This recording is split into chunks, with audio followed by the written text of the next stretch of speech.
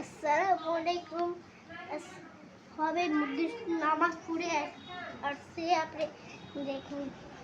ওই ঘরে দেখো কি অবস্থা আল্লাহ